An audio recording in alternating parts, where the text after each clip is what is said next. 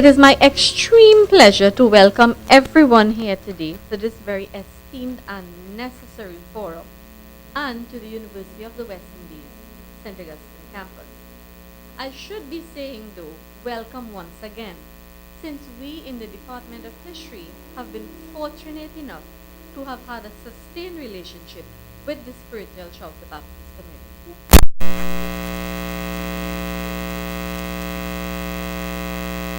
Both members of the spiritual Shouter Baptist community and for the nation of Trinidad and Tobago. It highlights an event in our local history, the passing of the Shouter Prohibition Ordinance of 1917, which stands tall as a reminder of the tumultuous experiences that have gone into the shaping of the spiritual Shouter Baptist community and into shaping who we are as a people today. Though specific to the spiritual Shouter Baptist community, this event, with its direct implication of suppression, discrimination, injustice, and inequity, resonates deeply throughout the Caribbean. The discipline of history revolves around the telling or narrating of stories. History or his story, her story, your story, our story. It is clear that the theme of the discussion today, examining the Shouter Baptist Prohibition Ordinance through the lens of your story or ours, is in absolute congruence with our focus and objectives as historians. To tell not just the global, more popular histories, but to tell the new stories, the stories of those who have been sidelined and discriminated against, and to bring new perspectives to all stories. This in itself makes today's symposium a truly exciting one for us historians. To the esteemed members of the spiritual Shouter Baptist community, I want to say from the bottom of my heart, thank you for choosing us, the Department of History, to share in this imperative forum. We are very honored.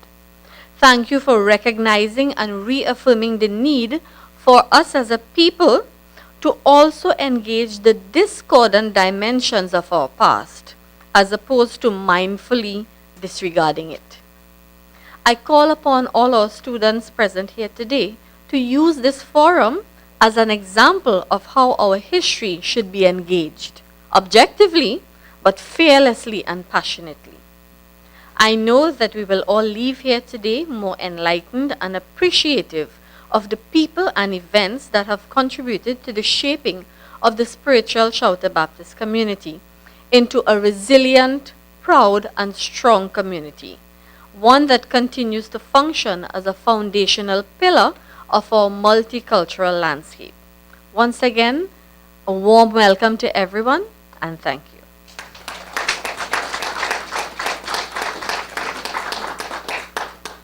you. We are here today for the symposium, Conversation, Your Story or Ours. And just to set the parameters in terms of why we are here today, because we have dubbed this month Shouter Freedom Month, because we started last year in November to celebrate the centenary commemoration year. And the National Congress of Incorporated Baptist Organizations of the Republic of Trinidad and Tobago and the National Evangelical Spiritual Baptist Faith, known as NESBF, came together along with other organizations in the faith and agreed that we would establish a joint committee, the Spiritual Baptist Shouter Prohibition Ordinance Centenary Commemoration Committee, to celebrate the passing of the 100th anniversary of the passing of the Shouters Prohibition Ordinance in 1917. And I say celebrate, and I know that that poses a problem for some people. Actually, we are commemorating the passing of the ordinance, but we are celebrating the fact that we have survived that ordinance.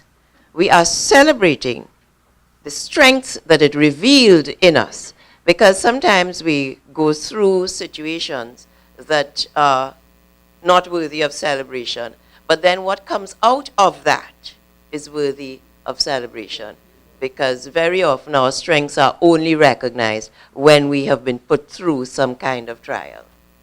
And so that was a trial that brought out the resilience and the faith of the people of the Spiritual Baptist faith. So to commemorate this grave injustice that was perpetrated upon the only indigenous religious community in this nation, and to celebrate the resilience and faith of our forefathers, the Spiritual Baptist faith commenced the year with a media launch and Sankey service at the Port of Spain City Hall on the 21st of November 2016. And we continued with a Eucharistic service, with the celebration of the Baptist centenarians in this centenary year, with the National Conference of Delegates, joint liberation celebrations where all of the Baptist organizations took part.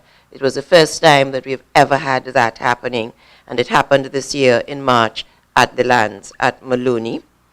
We also had a marketplace, business venture, family day and health fair, a prison calypso and monologue competition, a day of prayer for the nation, national Thanksgiving service, and we have come now to the month of November. And we begin with this national conversation, your story or ours, and the reasoning behind that is the whole idea of this thing had been done to the Baptist, but did it only affect us? And in fact, was it only intended for us? We are of the opinion that it was one of the movements against black people in general. And that will be part of the discussion that takes place today. Then we move on the 18th, Saturday, next Saturday, to the Freedom March through Port of Spain, starting at the waterfront, ending at Queen's Park, Savannah. And we're hoping that, we will just flood Port of Spain with people, Baptists and non-Baptists. We begin at 9 down at the waterfront on Wrightson Road. We hope to move off at 9:30 to head for the Savannah. And then we have the production of Earl Lovelace's Wine of Astonishment. And we recognize and honor Earl Lovelace for that particular work. I want to say it's his greatest work because it means the most to us.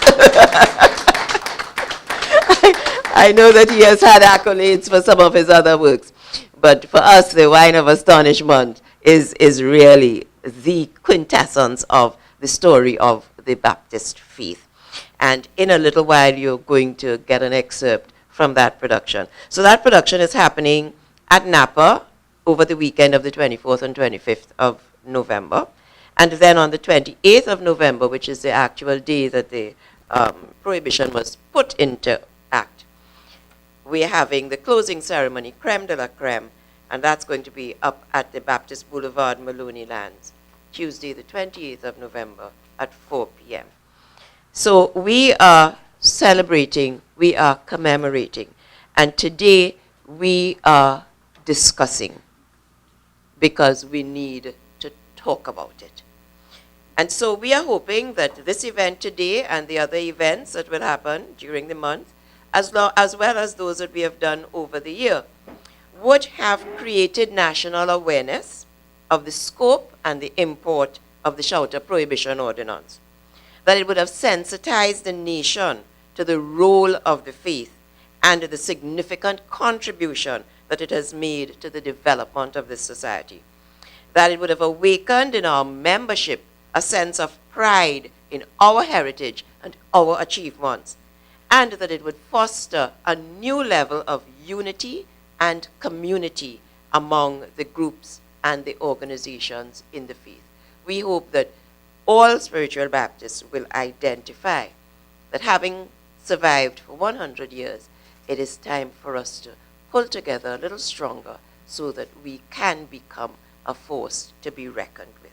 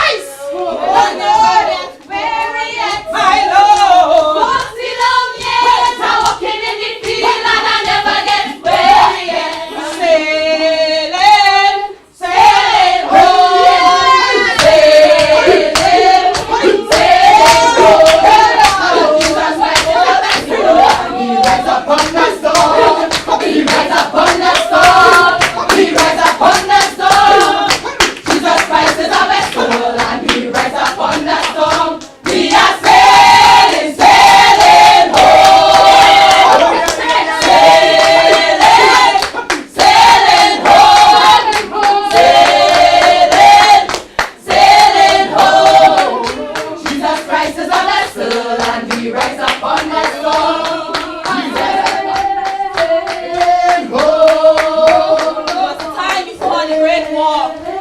Japan and Germans. Before the Americans come to Trinidad to protect us from invasion, waking Christian people up all over the night to hear bottle crash and women scream and gun shoot off. Come on. Making me curse the day that these heathen people land in this colony with money in their pockets and gun in their waist to have mother and daughter whoring down the place. And the big man taught behind the Yankee dollar. Come on. Sailing home. Sailing. Sailing home. When I and Morton was teaching our children in the RC school. Hello! Wasn't born as champion stick fighter. King. He could walk down a born ass street without somebody calling him for a drink. I'm calling out to name just so. Sailing home.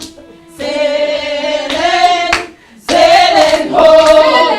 Jesus Christ is a vessel and he rides upon the storm. We are sailing, sailing home. Sailing, sailing home. Sailing, sailing home. Jesus Christ is a vessel and he rides upon the storm. We are sailing, sailing home. Sailing, sailing home. Sailing, sailing home. Jesus Christ is a vessel. We are sailing, sailing home.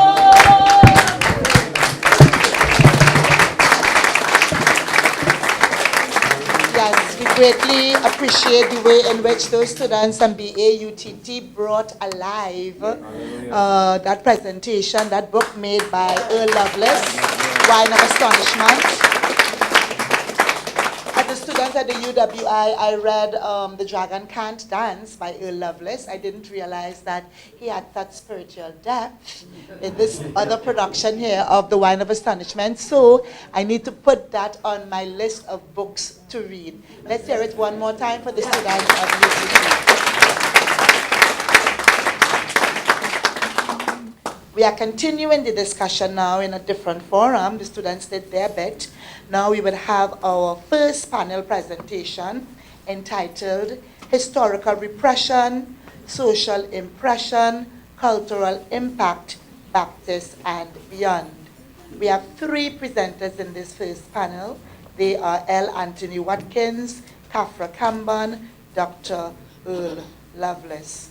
Allow me to, first of all, thank the organizers for challenging me with this particular theme, because it really took me to a place that I had not visited for a while. And that place is the work and the record of Frantz Fanon. Now, Frantz Fanon is one of our Caribbean greats. He was born in the French Caribbean and worked extensively in the revolution in Algeria, among other places, but really a liberation thinker. So allow me, if I may, to quote a little of Fanon's work that really will set the context for the colonial space in which much of what the spiritual Baptist faith endured occurred. The colonial world is divided into compartments. It is probably unnecessary to recall the existence of native quarters and European quarters, of schools for natives and schools for Europeans. In the same way, we need not recall apartheid in South Africa. Yet, if we examine closely this system of compartments, we will at least be able to reveal the lines of force that it implies. This approach to the colonial world, its ordering and its geographical layout, will allow us to mark out the lines on which a decolonized society will be organized. The colonial world is cut in two. The dividing line, the frontiers, are shown by barracks and police stations. In the colonies, it is the policeman and the soldier who are the official instituted go-betweens, the spokesman of the settler and his rule of oppression. Might I, based on the scene that we saw a while ago, add the magistrate? In the colonial countries, the policeman and the soldier and the magistrate, by their immediate presence and their frequent and direct action, maintain contact with the native and advise him by means of rifle butts not to budge. We must know our place. It is obvious here that the agents of government speak the language of pure force. The intermediary does not lighten the oppression nor seek to hide the domination. He shows them up and puts them into practice with the clear conscience of an upholder of the peace. I will return to the word upholder. Yet he is the bringer of violence into the home and into the mind of the native. This captures the colonial context in which our forefathers lived and functioned, and in which they sought to bring themselves to a life in eternity with God through the religion. In a psychiatric and psychological sense, a pure psychoanalytic Freudian framework, repression is the action or process of suppressing a thought or desire into oneself so that it remains unconscious. Think of yourself, think of ourselves as being repressed and subjected into the mind so that people are unconscious of our existence. Repression sought to do that. We must not be seen. We must not be in their consciousness. We must not be in their presence. We must be repressed. Religious repression is a systemic mistreatment of an individual or group of individuals as a response to their religious beliefs or affiliations or lack thereof. Because truth be told, in some countries, in some societies, atheists are also the victims of religious repression for their lack of belief. The tendency of societies and groups to alienate or to repress different subcultures is a recurrent theme. This thing spreads across every continent, in every society, that at some point some religions have been repressed. But come back to our colonial context. And that context is partly defined by the colonizer and enforced by the colonizer. Let's recognize and remember that religion was a primary vehicle and instrument of colonization. So that is their tool. It was their tool. And the colonizers and the agents sought to control belief systems. And here are these people taking this thing and making it their own. How dare you? How dare you? This is our instrument, our tool, and you are doing something that we don't know about and that we don't understand and we don't control. In this colonial context, there are some identity issues. There is no self without other. So when we begin to think about identity, we think about identity of self, but we also recognize identity of other.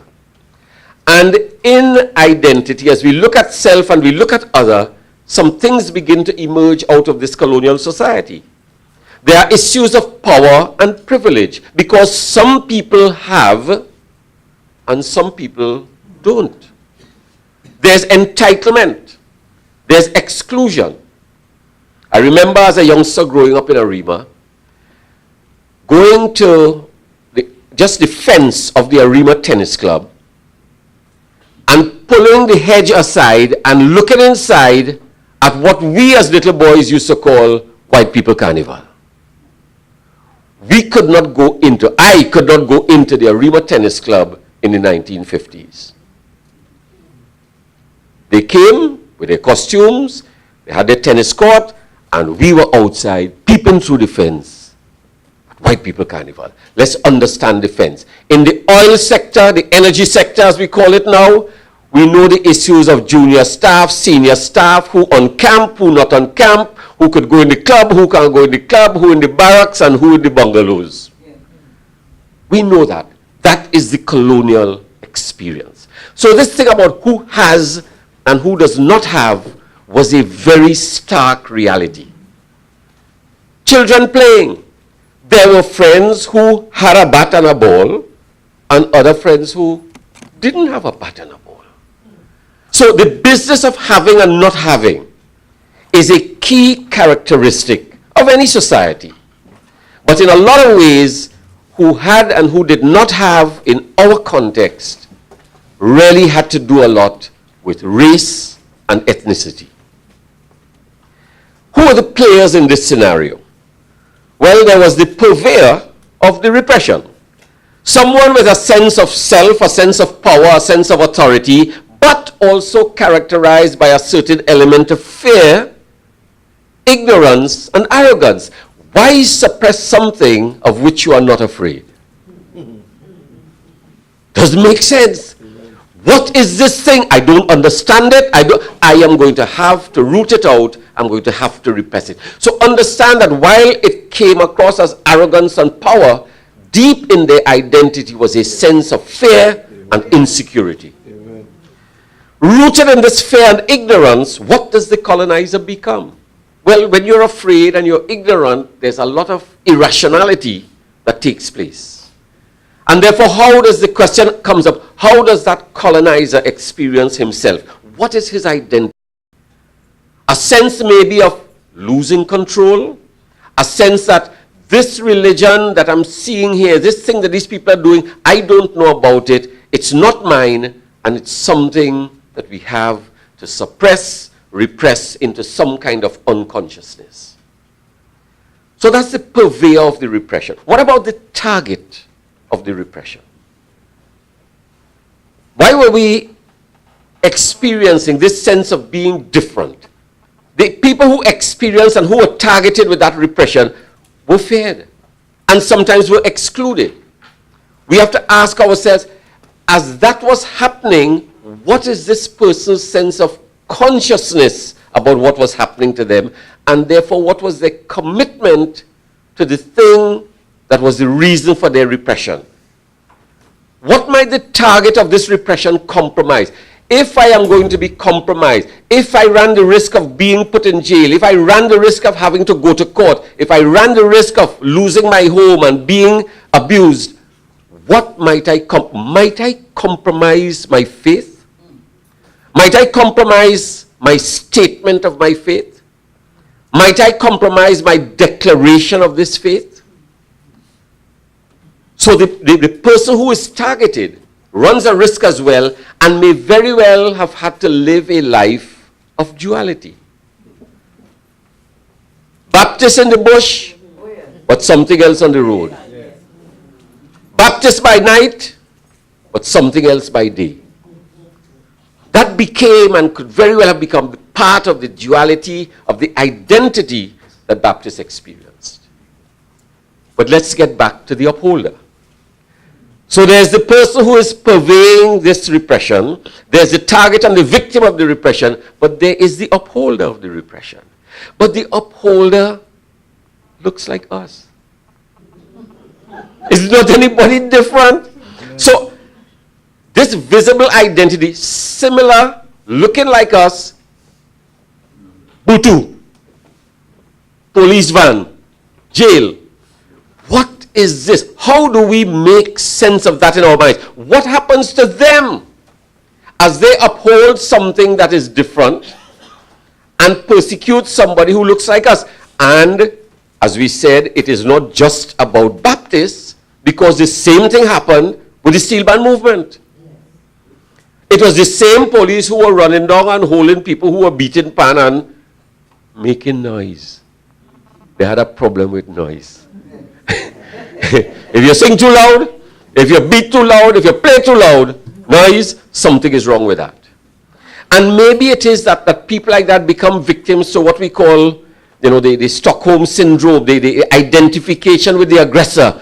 I identify with the colonizer, I become like the colonizer, so I'm no longer in danger. Someone else is. But we know that the upholder is worse than the thief. And many of the upholders became worse than the actual colonial, masters. There is the person who presents the repression, the person who receives the repression, the person who executes the repression. But that's not all. There were the observers of the repression. Because there were people who were neither colonial, nor police, nor Baptists, but they were living right here. And so we have to ask ourselves, what about them? What did they experience as this was going on? What was some of the guilt that they might have experienced? Guilt by omission or guilt by commission? Maybe they encouraged it. Maybe they just said nothing. Maybe there was collusion. Collusion by action, but collusion in the repression by silence. Not speaking, not standing up, and maybe it was collusion by storytelling. We understand the power of stories. Hey, you hear what happened yesterday? Yes, they went and the stories start to be told. The stories that are told out of a place of ignorance, out of a place of not knowing, out of a place of not understanding, out of the place of some deep fear of something that doesn't look like me and doesn't speak the way I speak. And those stories and that mythology continue to be told. But what are the responses to repression? Well, interestingly, there's a quotation from a Pentecostal pastor in Kyrgyzstan in 2004. And he said, just a short piece of what he said, our faith thrives when it is being repressed. What happens when faith is repressed? People become resolute. People may become bold. Now, those on the edges may fall off. But at the center, it holds. It gets stronger. It becomes firmer. There's something to stand up for. There's collaboration. There's coming together. There's togetherness. There's that bonding in the face of repression. Because coming together is a form of survival. So we do that, and one response to repression is that the people who we celebrate today as the people who went before and kept the faith going, they stood together. They became more committed. That's why they were there, and that is why we are here with the faith that we have today. In this kind of space, there's an issue of duality of identity. Who am I? And when? And where? So do I wear my head tie when I'm going to work? Oh, well, when I'm going to work, I'm not a Baptist. I'm a worker. But in another circumstance, I put on my head tie. So when I am doing my work, do I say to people that I'm a Baptist? Well, yes, if it comes up, I do. And I remember one person, that a client I was working with, said, "Who? Watkins having a session? I ain't coming to that now. He's a Baptist." Yes. In the year 2000, in Trinidad and Tobago, Watkins is a Baptist, and he running the session. So they ain't coming to the session. This thing runs deep. Amen. So there's this public identity, and very often a secret identity. What is the mix in our identity of pride in who and what we are as a faith, but shame about being that in certain spaces and in public? How do we as individuals, how do we as a faith carry that kind of duality, these conflicting feelings within us, these conflicting characteristics and traits within us about who we are as Baptists? Let me return to Fanon. And he says, in terms of repression and anger, it is the anger of all whose cultures knowledge systems and ways of being that are ridiculed, demonized, declared inferior and irrational, and in some cases, eliminated. He says there's an anger that we experience on the basis of what is being done to us or what has been done. But he says it is not just any anger. It is the universal fury against oppression in general and the perpetual domination of the Western civilization in particular. The anger is not a spontaneous phenomenon. It is no gut reaction or some recently discovered passion for justice and equity. So sometimes what we feel, the resentment, the anger that we feel, is much more than just agevex. It's not that.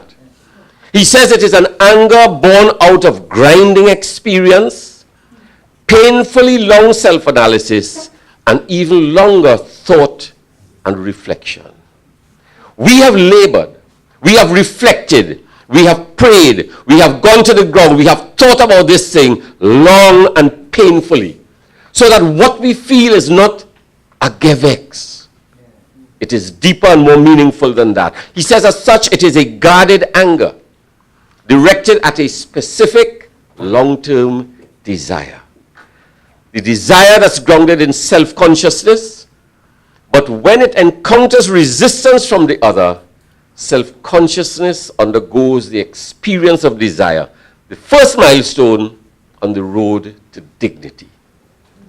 When you reflect, when you think about things, when you go through that grinding experience, and you are conscious of who and what you are and a desire to be, when that is resisted, we not just get in vex. We stand with dignity and say, we are people, and we believe in something. We know where we have come from, and we are prepared to stand for that. It says in this context, it becomes natural for the colonizer to deploy violence because that's the only thing that the colonizer knows. Says for the colonial subject, freeing ourselves through violence can be a cathartic experience. Fanon states that as oppressed people, sometimes we have to be violent. And that violence cleanses us and heals us. But I have a question for spiritual Baptists and our identity as Christians. Because how does this thing about cathartic violence square with the rationale for the repression, our Christian belief system? We can't just get vexed and go and start beating up people too. But we hurt, and we angry, and we have something that we want to get rid of. But our Christian spirit says to us, that is not us. That is not what we're supposed to do. How do we manage that? And that conflict becomes part of who and what we are. I repeat, it is a guarded anger directed at a specific long-term desire. The desire is grounded in self-consciousness, and when it encounters resistance from the other, self-consciousness undergoes the experience of desire. The first milestone on the road that leads to dignity. When we are resisted, when we fight for that removal of prohibition, when we stand up for it, when we proclaim who and what we are, those are milestones on the road to dignity. That's who and what we are as spiritual Baptists. Now, Fanon does speak at some time about that desire to get rid of this thing. And he says it's not necessary though. All of us weren't there during Prohibition, you know. It's not necessary to be wounded by a bullet to suffer from the fact of war. We don't have to be physically wounded, but we suffer.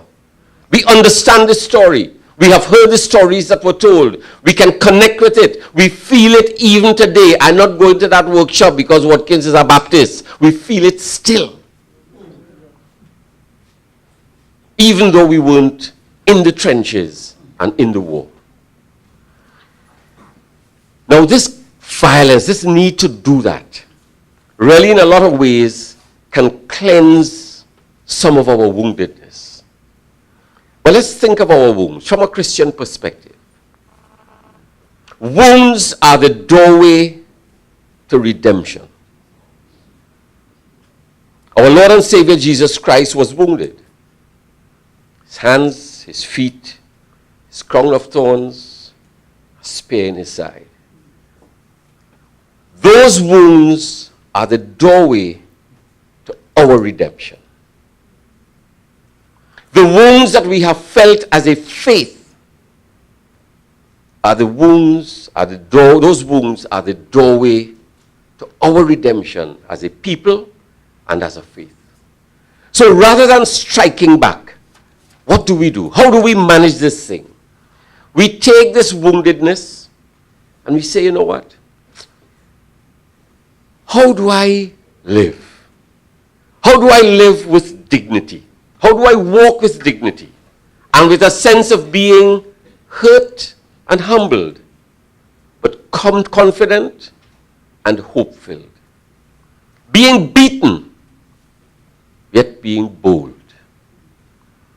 Being repressed, being reflective, and becoming resolute. Experiencing not just the survival, but the success of our spiritual Baptist journey. By being prayerful, by being thoughtful, and being thankful for the journey that we have been on, secure in the knowledge that it's God's will for us. There's much that we can learn from it, and we move forward, grappling with our issues of identity, but secure in the knowledge that the identity we do have as spiritual Baptists on that journey and our way to a life in eternity with our Lord and Savior Jesus Christ. Thank you very much.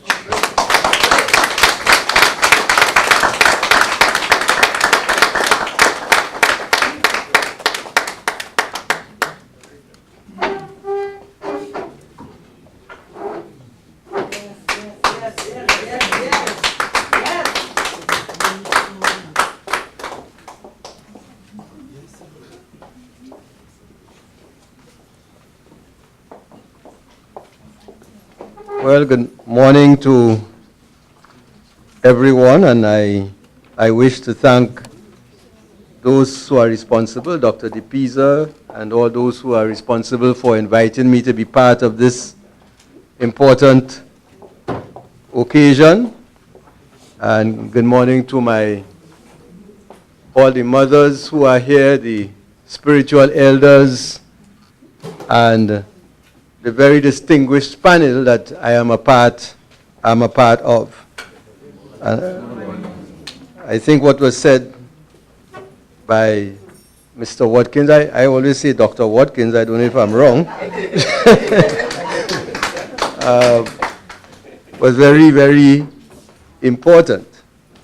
And I should say, let me start on a note of victory as I'm on the campus, because there has been a bit of a controversial issue on the campus here. There's a hall by the name of Milner Hall, and that Milner is Lord Albert Milner, who was one of the people who was responsible for oppression as African people. And in South Africa, he was a racist. He helped found the foundation of apartheid, very cruel to African people. And plus he had a philosophy of outright racism and looking to make the white race superior. In fact, the Imperial College of Tropical Agriculture here was founded. He was important in the founding of that. And it was part of a global mission so that whites who were meant to take over the continent of Africa, and agriculture was the important thing at the time, would come here to learn tropical agriculture. It wasn't set up for us. It was set up as a station for them to learn the tropical agriculture. Now, there are people who feel that it is not good in any sense for a hall of residence at the University of the West Indies to be named after a brutal colonizer. And my brother just spoke a lot about colonization and its evils and its brutalization of our people. But it became a controversial issue here on campus. But I was very pleased to learn last night that at a meeting of the Pro-Vice Chancellor and other top people of the regional university, a decision was taken that the name of Milner Hall will be changed. So we begin on. So that the Baptists are moving, have had some victories, and have other hills to climb, and more victories to achieve. And we have had a little victory here for all of us as African people and all of us as Caribbean people, since this is the University of the West Indies. Now, a couple of weeks ago, I think about 2 weeks ago, I had a beautiful experience. I was invited to a celebratory service in Guayari by Bishop Besso. And one of the things that pleased me was the attendance at the service, in the sense that you had, and let me try, a Catholic priest came and gave his message, a Presbyterian priest, an Anglican. You also had, among the Baptists, you had a Baptist elder from Barbados who came over for that celebration. You also had the representative of the Orisha faith there who spoke, and you also had a representative of the Muslim faith there who spoke. And well, that was a different kind of Muslim. That was Brother David Muhammad who spoke. So you had Islam represented as well at that session.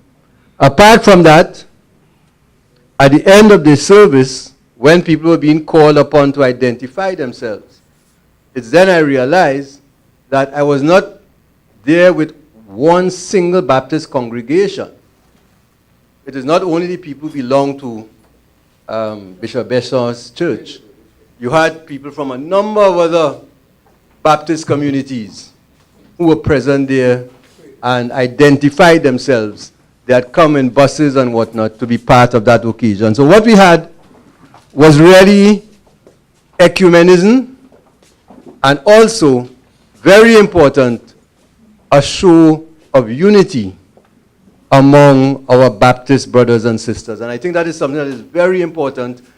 And now I'm not going to fool myself that either the ecumenism or the show of Baptist unity there is a total reflection of how we live in this society. It isn't. But what it is, it is a signal that that is possible. And that is what we ought to aim for. There's no reason why we African people should be as divided as we are, either on the basis of religious faith, or if people are Christian, what denomination they belong to, and all of that. We need to see the larger picture. Because if we look at the reason for the prohibition, it wasn't a prohibition because Baptists are Christian. When we were brought here, when our foreparents were brought here, we were not, they didn't see us as people they wanted to Christianize in order to make us better people. That was not the purpose. And they were not against us being Christian. They tried to turn us into Christians. But into Christians, in their image and likeness, not in the image and likeness of any God that's worthy of worship. That is not what they wanted. In fact, when you go back in the history, you find that when the Catholics were bringing our people here, you had at the slave ports, where the ships were leaving Africa with cargoes of human beings in the hold. And according to the British Privy Council, the conditions on shipboard were such that I think it was approximately 1/3 of the people who were put on those ships did not even live to reach the Caribbean and the Americas because of those conditions. So that many of our foreparents became shark food on the way over to the Caribbean. But when the ships were leaving with us in that hold, which became a hellhole over that voyage, you had the Catholic priests on a high stand they built, sprinkling the holy water and supposedly baptizing our people into Christianity at that time. And when they brought us here on the plantations, they wanted us all to be Christian. But the message that they preached to us as Christians was a message that our enslavement was God ordained. Because we had been cursed, being the sons of Ham, and therefore, in order to gain our redemption, we had to work for the white master. No matter what we suffered, that suffering was part of our redemption. So if a man was free to rape my wife, that was part of my redemption. And if I had to work from morning to night for no pay, that was my redemption. And if I rebelled, and as a result of the rebellion, they would burn me slowly from the feet up and force my family and everybody else to watch so nobody else would want to rebel. That was part of my redemption. So that Christianity was meant to be Christianity to enslave us. The Baptists, in fact, and this is why we have to know our history, by being what you are and by the way in which you expressed your Christianity, you were turning the tables on what Christianity was meant to be for us. Because when they had the prohibition, it wasn't a prohibition against the fact that you worship Jesus Christ. It was a prohibition of the way in which you worshipped, because the way in which you worshipped was telling them, I still have my African roots. I am doing things in a way that my African self, those cultural instincts that I came with, you failed to beat them out of me, and they are being expressed when I ring my bell, and when I stamp my feet, and when I shout the way I shout, and when I sing in the tones I sing in, and my rhythms, and I use the drum. It is my African self that is being expressed. So even though I might have lost the knowledge of Africa, I might have lost a lot of knowledge about who I am, but inside of me there was still something that was me, and that is what was expressing myself in the way in which I worshipped. And that is what they aim to get at with the prohibition. And you see, that is a link between the Baptists and the Orisha. Because the Orisha are also people who worship in an African way. And if you saw, certainly in the earlier days, I think there's some movement away from it now, you would find that the Orisha, because you had to adapt, you were not allowed to worship in your way. I don't know if any of you saw that movie, what is called Birth of a Nation. Any of you saw Birth of a Nation? The thing about Nat Turner? It is a movie that unfortunately got torn apart by critics. And a lot of our people who need to see that movie, we need to see that movie, did not go to see the movie. Because they always find a way to cut down something that they feel is powerful. And the producer of the movie, an African American, and when the movie came out in those film festivals, it won all kinds of awards. It was such a great movie, won a lot of awards. But they realized the impact it would have on the minds of our people. And therefore, because it was dealing with a real figure, Nat Turner, who led a rebellion, and he was a Baptist preacher in the United States, and he led a rebellion in the United States. And here was a movie which was capturing some of the essences of who Nat Turner was and what he did. And it was also showing the cruelty and viciousness of the plantation system. And they did not want our people to look at either that viciousness or the rebellion against it. And what they did, they said this guy had a charge for rape when he was a student many, many years ago. Now he won his case, but they brought that up in order to mobilize against him, a case that he had won in the courts in the United States. And so they couldn't attack the movie directly, they attacked him. And we have seen all the Weinsteins and all of them producers and what they've been involved in, you know. But we, unfortunately, our people fell for it as well. But if you have an opportunity, please see that movie, because it shows how, you see, Nat was a preacher. He was a preacher. And he got visions. And it is through those visions that he took the decision to go and lead the rebellion that he led in the United States. Now, to talk about the social side of this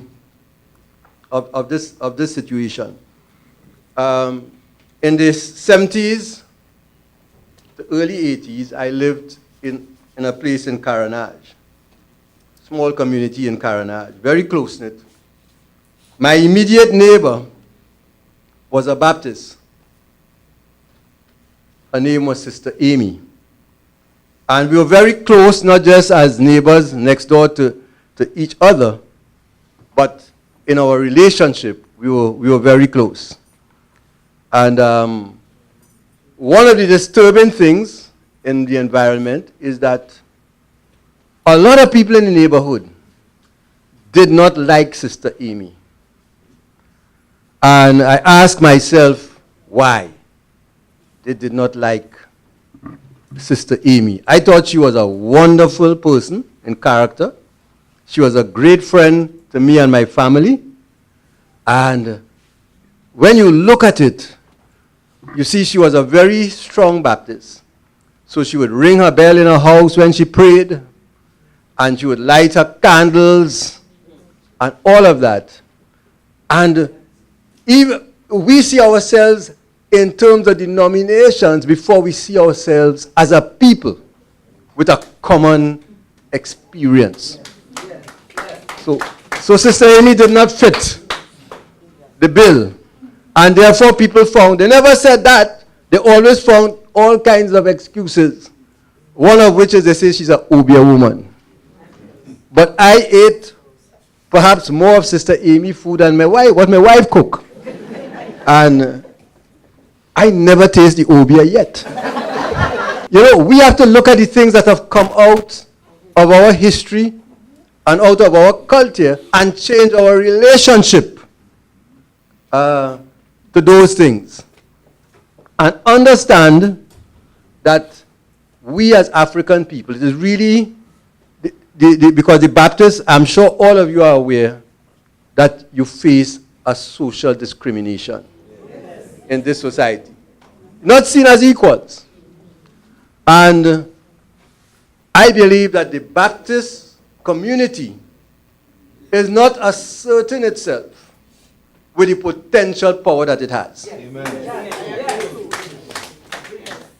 I was surprised.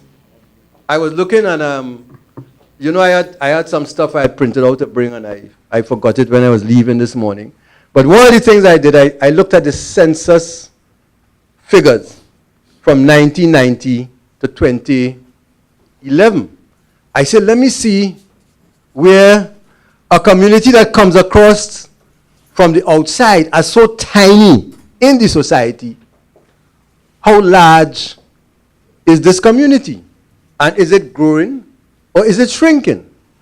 And what I found is that in 1990 census, and remember census reports what people tell them, so it's then bound to be accurate. But in the 1990 census, Baptists were reported as 3.3% of the population. very small percentage of the population. Small numbers. Everybody else bigger than them at that time. But by 2011, Baptists over 8% of the population. I don't know, you are in it. Do you feel there was that level of growth in the population from then to now? I think it's a combination of two things. And one of them is that more people prepare to say they're Baptist now. And that is a positive, yeah, that is a positive development.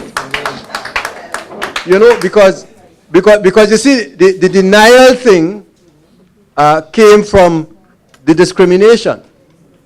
Because the people who set up the schooling system, who set it up to do what their Christianity failed to do, and they wanted the education system to, further the colonization process, because all of us kind of brainwashed, we minds screwed in many ways. Don't make any mistake about that. We're not liberated, we're not what we should be yet. But we're on the road. So the school system was supposed to mess us up a little more, and it has done so to some extent. Yes. But the thing is that to get into a school, a formal school, you have to be careful what you put, where somebody else had a choice. And to put Orisha Baptist was to deny your child an opportunity at education. So that is what might explain the 3% in the early days, when it had to be higher than that, or it could not have made that jump. But the other point I want to make about those numbers is that you have more Baptists than Anglicans in this society. And the two major Christian churches are supposedly the Catholics and the Anglicans. Well, the Catholics way ahead in terms of numbers. But the Anglicans are small and shrinking. And you now have more Baptists than Anglicans in this society. So we are punching, Baptists are punching below their weight.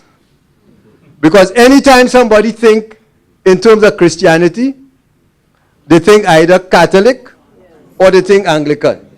So what is wrong? And part of the problem is structure. You look at the Anglican Church, it has a structure to it that is respected throughout. So even though there are conflicts, there's something to resolve them.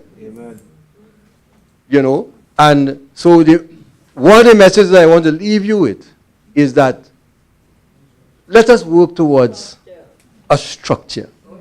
And let us work with an understanding of what we have in common, as opposed to looking for the things that divided us in the past and allowing them to continue to divide us.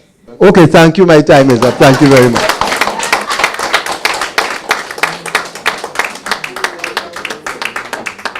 Well, let me thank you for inviting me to this conference. Yes. So I want to congratulate Teacher Hazel and the Shouter Baptist organizers for making this conference one of the signal events of their commemoration of the Shouter Baptist Prohibition Ordinance, which was imposed 100 years ago on a community that was just emerging from more than 200 years of enslavement. This ordinance was enacted in 1917, just 79 years after emancipation. So if the African community was in the process of reorganizing itself and beginning its own healing, what this act did was to put them on the defensive. The African community had developed a religion that emphasized rhythm, revelation, spirit possession, something which we are still to understand properly. And it's a shame in a way that we live in this community with African people, seeing the expression of that religion and that way of meeting God, if you want, right, have not developed it further. And I'm raising this to say that this is something that we will need to develop. We live in a society with a lot of people, we don't understand ourselves. We look at ourselves perhaps in some historical terms, but in terms of the essence of self, we don't look. And we have to look at it. We have to learn. We live in a world here that is, in a way, global. We have all kinds of people here. Ancient civilizations, whether you talk about Chinese or Indians, we have the Europeans, we have modern people. We need to find out about everybody. So, yes, the people had developed spirit possession, Shango, Belair, Carnival, Calypso. I imagine they had friendly societies. There was Susu, There were means in which they were friendly societies. There were means in which people were getting together to organize themselves. This is the point I'm making, that at the time of this ordinance, people were in the process of reorganizing themselves after enslavement. And after that banning, the only cultural forms that escaped were those maintained in wakes and those in carnival. If you go to a wake, in the country especially, you will see all the forms, people dancing, singing, dancing bongo, doing all the things that they had banned. Because the ban was really, certainly what the ban indicated was that the religion was at the heart of the community. Right? And what they banned wasn't aimed only at religion, it was at the whole African community. And I think that perhaps the reason for that is that they never wanted the African underclass, let me put it that way, to develop. Because instead of dealing, of organizing agriculture, which was the main work at the time, instead of organizing it, they decided to bring in Indians to maintain the same system that Africans had been under. They never changed the system. So within the framework of that system, and I think we need to look at this, we found a situation where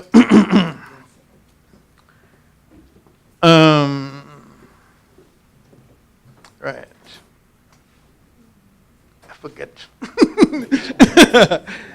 Right? Right. Okay. All right. So, I'll come back to that point, I'm sure.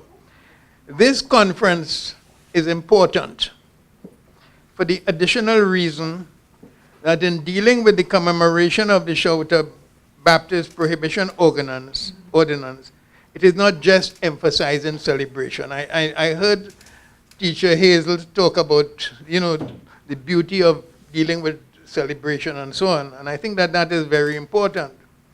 What it is doing, it seems to me for the first time, is asking us to look at the impact of this law on Shawta Baptist community and the perception other people, including African themselves, were encouraged to have as a result of this ordinance. This ordinance was not just restricting people, it was demoting people as human beings. It was to make everybody look at you as if something wrong with you, and to make you look at yourself as if something is wrong with you as well.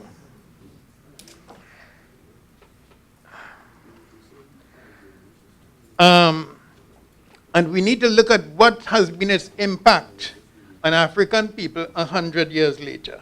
And really, as I say, both the impact on African people, the impact of the others, because no people could dismiss you, because all the cultural thing that you had, all that was yours, everything was banned. Everything was criminalized. So that you were the only group like that in Trinidad. Everybody else had their religion, they had their festivals and so on, and except that they broke the law, it was all right. They were cool. But you were this was the essence of the dehumanizing, or the attempt to dehumanize. And we need to look at what has been the impact of this on African people. We have gone through, you have a hurricane, you have things happen here, and people hold an inquiry. They say, let me see what these people mash up, what this hurricane mash up. Africans have been under such tremendous pressure, hit by such force, and we never had an inquiry. We ourselves, and I'm not talking about somebody else having an inquiry for us, we have to have the inquiry for ourselves. Why we have to look at what kind of relationship between man, woman, how do we bring up children? We have to figure something is not totally right. Why we don't have money? Why we don't have fellas who up there with anybody else who have, why? And we have to answer these questions. Nothing wrong with us. The child was saying, God vexed with us. No, God ain't vexed with us. And we therefore have to take responsibility. We have to take responsibility for ourselves. Freedom is, according to Heidegger, who is a philosopher, says freedom is to be free is to be the husbandman of being, which means simply to be responsible for the world.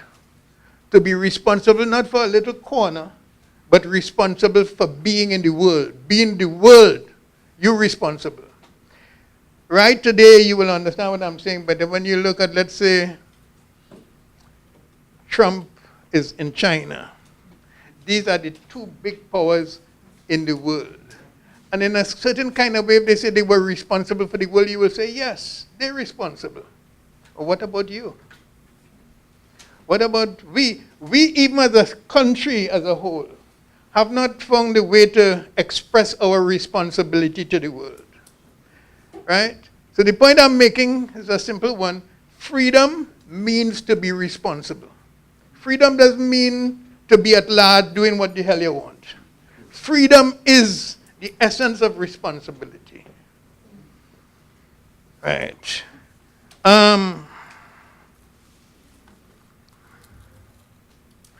Right. I have to look at where we have reached. We would need to see what has been violated, what has been lost, who and how many have been wounded, and how deeply, in cultural, religious, economic, and psychic terms. Not for the purpose of presenting ourselves as victims, but to discover what we need in order to effect repair. We need to examine things and talk about what has happened, not to say, oh God, this happened to me, and all you do me this and all you do me that. Yeah, that is also part of the story. But really it is to find what we have to do to heal ourselves. The first person to deal with healing is we. It is nobody, you can't ask nobody to heal you. Right? So I think it is very, very important, this conference. Because as far as I remember, so many things happened here, nothing. I remember 1970, they had a conference some time ago here at UWI on 1970. But for years and years and years, we had 1970 and nobody inquired to find out, well, why they do this? What happened? Who was involved? Who was dead? What were the issues? So that we end up with with things that interest us almost like a rumor. And it's almost always as if we're wrong. As if the people on your side who you think, doing whatever they're doing have been wrong, so we're keeping it hush-hush. Right? And we need to inquire, and we need to, yeah.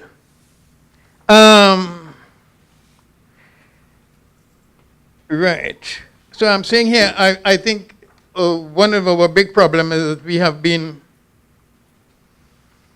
reluctant in a way. We haven't looked very closely at our history to know what happened, how we responded, and what we need to do, and in what areas we need to effect repair. And in order for us to know our history and our stories, somebody has to tell them. Who has been telling us our stories? Who have been telling you your story? I mean, I should say, I'm happy to know that the Wine of Astonishment has received the reception that it has from you, because, it's your story. And it's my story, too. Because I could tell that story because I am linked to the community in so many different ways, right? I am looking for a perspective on this story, not simply to tell you that this happened and that happened, but to see where we go from it, what we learn from it, what we can do with it. So, who is telling your story is also important. I have a book here by, I don't like to do this, but I think it's important. Some people tell their story in telling your story. They're telling their story. They're telling it from your perspective. They're putting you in a certain... there's this book. Which I walked with it here. This is a book. It's Sir Louis de Bataille. Right? And the person writing this book is his grandson, who is a historian, de Bataille, here. Right? And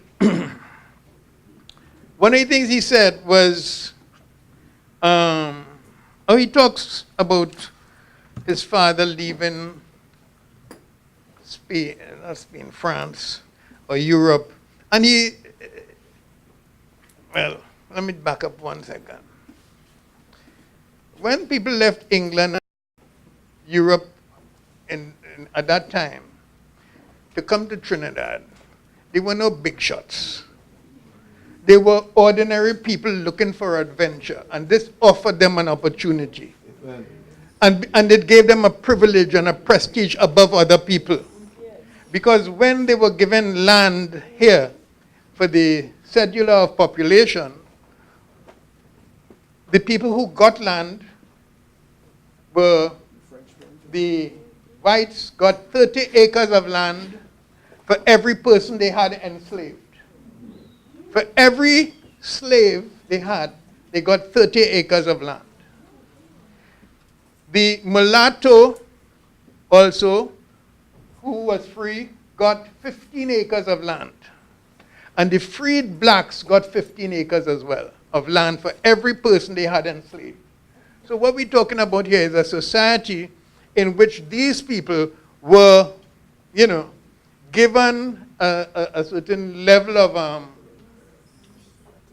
privilege that ordinary other people didn't have, right? Good. So I'm saying, I was talking about this, going off.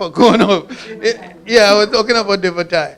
And saying that de Bataille is writing this book, and he presents his grandfather and the whole country very nicely. He's a great fellow. The de Bataille family was originally from Guyane. Jacques Alexis de Bataille, grandfather of Louis, was a cadet in the Royal Grenadines, and when he was only 19, he went and took part in this, and he did this, and he did that, and the other. He is writing about his grandfather. So he is writing with all the love and concern and elevation of his grandfather. when he comes to write about the people who were enslaved, he says, all in all, what did he say?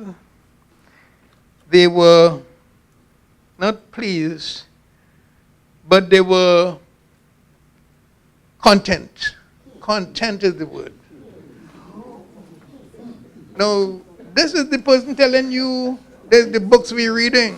And he's writing this in 1973. Right? He's looking back and talking about it and saying they were content with enslavement. There is a lot of work. I imagine I've been talking for about 20 minutes. You tell me. Right. Right. Okay. I'll go to this second lady. Because what I wanted to say is, one, the conference, how I felt it was important and so on.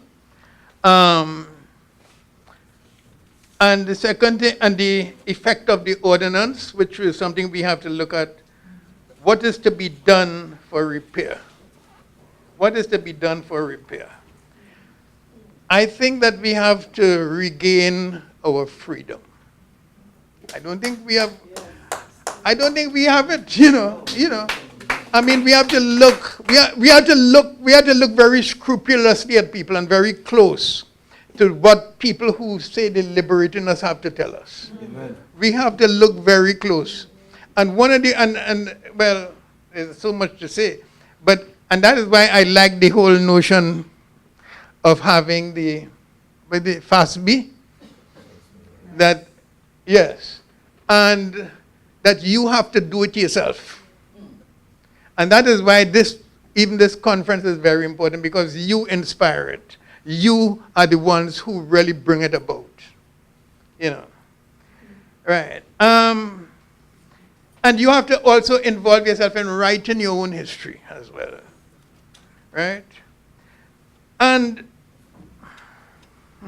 I see I have loving yourself. We have to love ourselves. Right? People have to love each other. You have to do what you can do.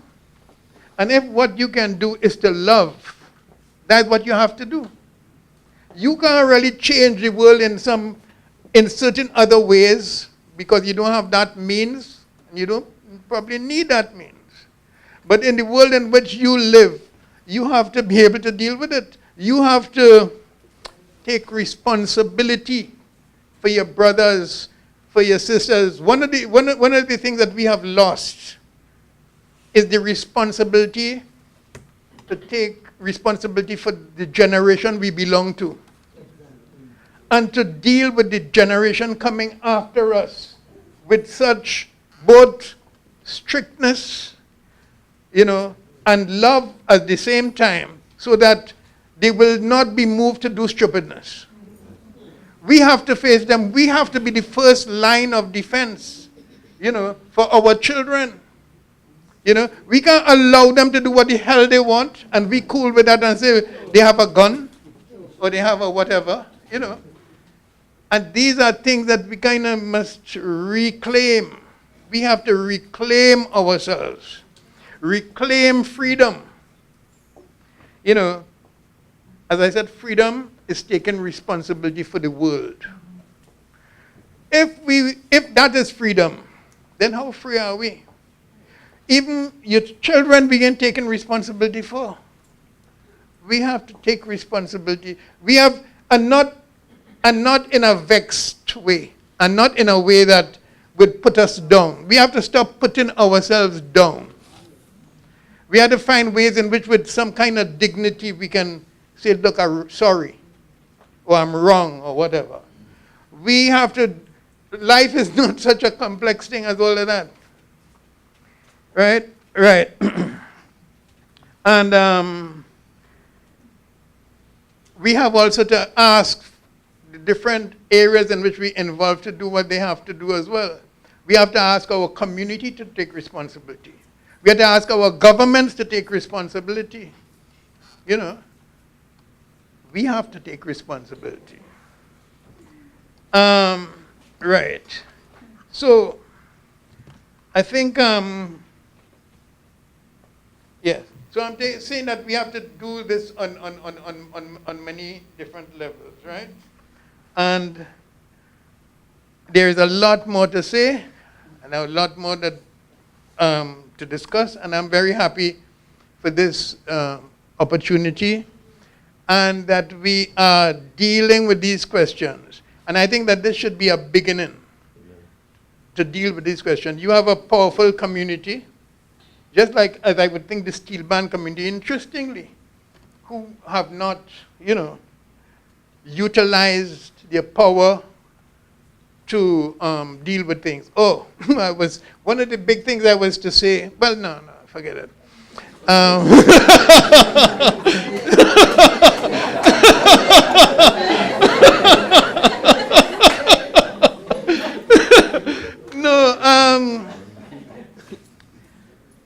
there have been political implications for this thing as well. In 1946, well, the first thing we have to know is that Africans, of the ordinary people, had no political power at all until 1946. So it took 120 years or something after emancipation for you to get some political power.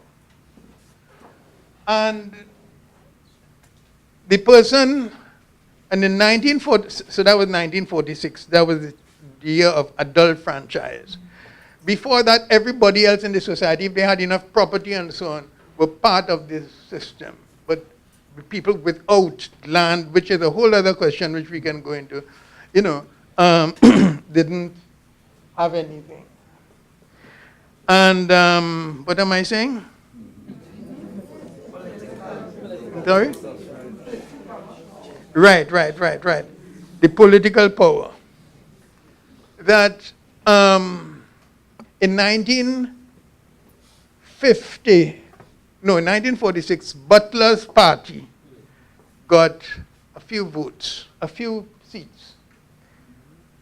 In 1950, which was the next election, he got more seats than anybody else. And he was not called to form the government. Nobody from his party was called to form the government. Butler was a Baptist. Actually, I met Butler, or saw him actually a couple of times. It was very, and it's almost like if we recognized each other, right? We have to look more scrupulously. As somebody say, your money must have sense. And you must have sense, which is to know where you're buying, who you're supporting, what you're doing, and so on. In this world, you have to do that, But I wanted to say that Butler, Butler got 7 seats, and he got more votes even in number than anybody else, as I said, and he wasn't there. And what that shows is that the ordinary people always had an instinct for what was to their advantage, what was good for them. Later on, they went in another direction, right? Because you thought it was good for you, We believed that freedom and equality was the same thing. Because what we got, the idea was that we wanted equality. And freedom, however, we never got. We never addressed freedom. And I think that we have to begin to address freedom in this. And this is part of the beginning. Thank you. Yes.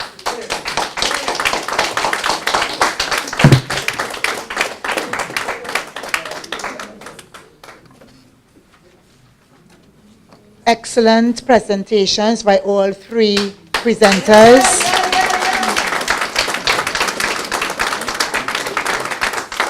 Certainly touched some raw nerves, but issues that we need to deal with. And I always feel comfortable among Baptist people